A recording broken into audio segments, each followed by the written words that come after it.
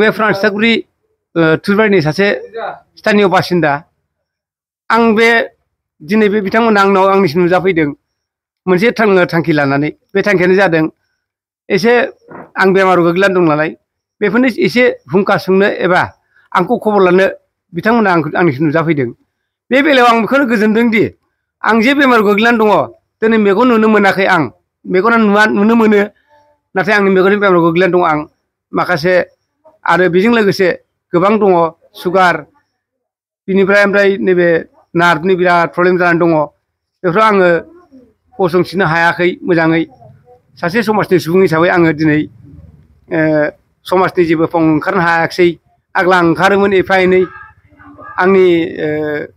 जिउखौ लानानै न'खरखौ लानानै फेमिलिखौ लानानै समाजनि एसे खामानि मावनोबो ओंखारोमोन आं दा आङो इसिबां जे इन्टारेस्टजों आं थाङोमोन दा बेखौ हाला बेनिखायनो रायजो राजानिफ्राय बा दलनिफ्राय एसे हुंखा सोंनाय मोनोब्ला आंनि मेगना नुफिनोब्ला आं इयुनाव जाहाथे मोजां मावनो हायो मोजाङै बेफोरखौ आङो मिजिं थिनानै आं दिनै बिथांमोननि नुजाफैनायखौ जोबोद गोजोनदों आरो लोगोसे आंनि बेमारखौ फाहामथाय होयोब्ला गावसिनि दलनि हुंखायै मेडिकेल ट्रिटमेन्ट खालामनानै होयोब्ला आंनिसिम जोबोद साबायखर थागौ आं बेखिनिखौ आं दिनै बेमारि अबस्थानिफ्राय आं बेखिनिखौनो बुंनो हाबाय आरो गुबुन आं साननो हानाय बाथ्रा आंनाव सक्ति फैयाखिसै एसेनोसै आं बेबायदि अबस्थायाव आङो माबानो जेनेरेलि आङो माबानिफ्राय हमनो हायाखैमोन सुगारखौ 2019निफ्राय जादोंमोन आङो बिनि उनाव जाय जानानै आरोबाव नैबे कर'ना भेक्सिन लानायनि उनाव आंनि देहाया गाज्रिसिन जादों लाखांनायनि उनावहाय 2021निफ्राय आं माबाखौ मा होनना बुङो डायबेटिसखौ आङो बिराद नोजोर लानानै बाबो सुफुंनो माबानो खालामदोंमोन नाजादोंमोन नाथाय दासिम बेफोर साक्सेस जायाखै आरो दा बेयावनो आं बे पर्जायाव गोग्लैसोनानै दङ गोबां फाहामथाय लाबाय जथेस्थ' आं फाहामथाय लाबाय आंनि निजेस्थ' जि थाखा फैसा गारनानै बिराद गोबां दाहार लानो आङो बहुद थाखा गारनानै सिकित्सा लाबाय खिन्थु दासिम बे जिनिसा जायाखै आरो लोगोसे अपारेसननि लोगो लोगो मा जाबावदों नैबे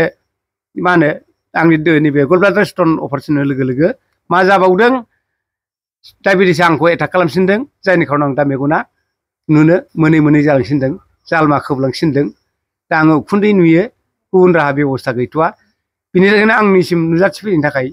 बिथांमोननिसिम जोबोद साबायखर आंनि तरफनिफ्राय बेखिनिखौनो आं बुंबाय आरो आंनि मुङा मनज बसुमतारी गोरलैयैनो आङो गोरलैयावनो बे गोरलैनिफ्रायनो आं बे गामिनिनो बासिन्दा फ्रान्सटागुरि होनो ओरैनो माबायाव लिखित'आव फ्रान्सटागुरि थुरिबारि लिरो जोङो साब गामि होननानै बे आरो आंहाथ' रावबो गैया बिमा बिफा गासिबो गैला थैलांबाय आं 52 इयार्सनि मानसि दा जेबो गैला आं हारसिं दङ दा बेखिनिखौनो आं बुंबाय आरो